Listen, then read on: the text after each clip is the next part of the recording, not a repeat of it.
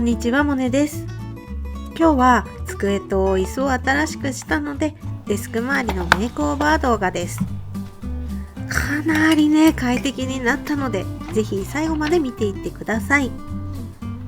それでは今日も楽しい手帳時間行ってみましょう。さあ、早速ね、やっていくわけですが、買い替えのね、経緯をぜひ聞いてください。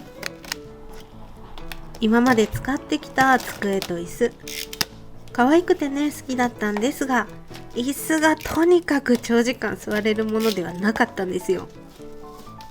見てお分かりかと思いますが、パイプ椅子にね近い作りです。仕事場でもあるので結構な時間机に向かっているのでね、かなりの死活問題でした。買う時に気づけって話なんですが、なかなか気づけないんですよね。3年頑張って使ったんですが、腰にちょっと限界が来たのでさよならすることにしました。そして机のスペースももっと広くしたいなっていうことで、オフィスチェアと一緒に机も買い替えてコーナーデスクにしました。もうねすでに使い出してるんですけど、めっちゃ快適。デスクワークの椅子はマジで大事だって改めて感じましたね。さらにコーナーデスクにしたことで作業場が広くなったのはもちろん、収納も増えました。以前出した動画の漫画本の量高からもわかると思うんですが、私はミニマリストの真逆にいるような人間なので、収納はね本当にありがたいです。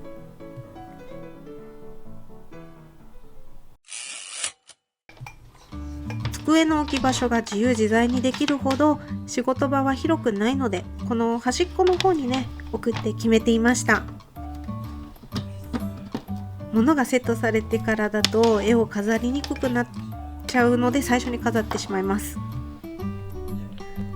新しく友人の磯貝さんと愛理のイラストも仲間入りしました。愛理のイラストは2023年お世話になった卓上カレンダーのカレンダー部分をカットしたもの。カレンダーとしての役目を終えた後、ポストカードのように飾れて幸せです。磯貝さんの絵は2023年10月の個展で購入したので、結構ね長い時間ね貸してしまいました。ごめんなさい。やっとね飾れて感無量です。額縁は100均で急ごしらえなんですけど、いい感じです。 A3 サイズもあって本当に良かった。絵は額に入れるとさらに素敵になりますよね。引き締まるっていうか、絵が際立ちます。100均とはね思えぬ仕上がりなんじゃないでしょうか。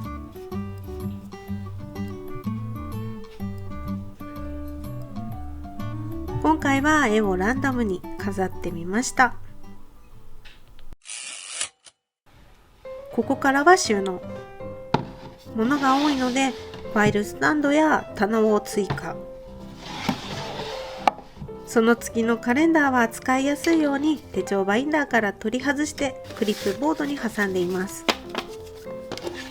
今までは壁にかけてたんですが、ファイルスタンドの横幅がちょうどねぴったりで定位置が決まっちゃいました。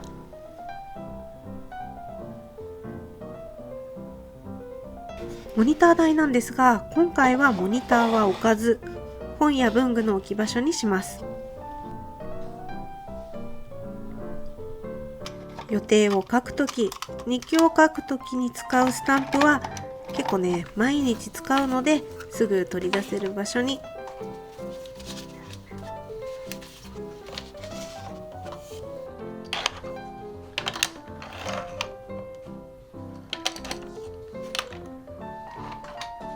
細々としたものを並べたら、お次は手帳や日記。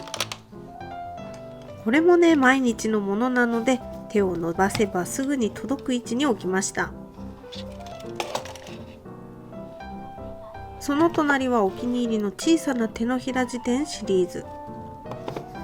想定が可愛いし、辞典ってね見てて飽きないんですよね。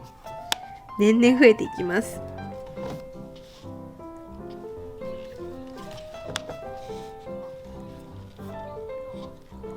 一応ブックエンドの代わりにクマに鎮座してもらっています。モニター台の高さが調整できて結構ね高めにできたので、実質取り付け棚みたいになってます。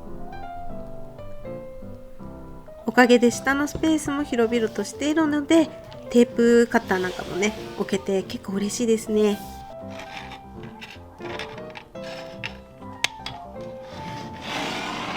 万年カレンダーのペン立ては中途半端な場所ではありますが、こちらに。そして机の下はファイル系を並べていきます。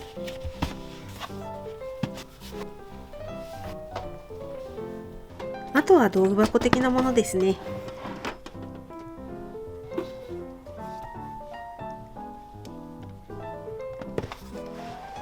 逆サイドのこちらはゲーミング PC が来るので、 PC ケースを置くように今は何も置かずにこのままです。この上の棚にはティッシュを置こうかなって。いい感じのティッシュケースを見つけるまでは裸のままで置いておきますかね。今回一番の収納力を誇る引き出し、本当にありがとうって感じですね。もう隠せてしまえる収納の大切さですよ。深さもあるので、今回ダイソーで収納ボックスを3つ買い足しました。仕切りができることで立てて収納しても倒れないようになって便利ですよね。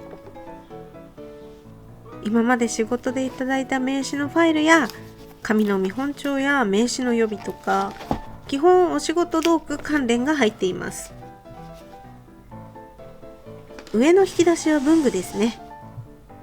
マスキングテープや糊で、あと6血パンチ、細々としたものが入っています。これで一通り作業ができる環境になりましたがね。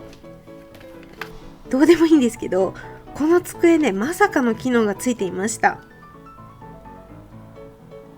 LED ライトがついていて光ります。しかもね、色も変えられちゃいます。せっかくなのでお披露目させていただきました。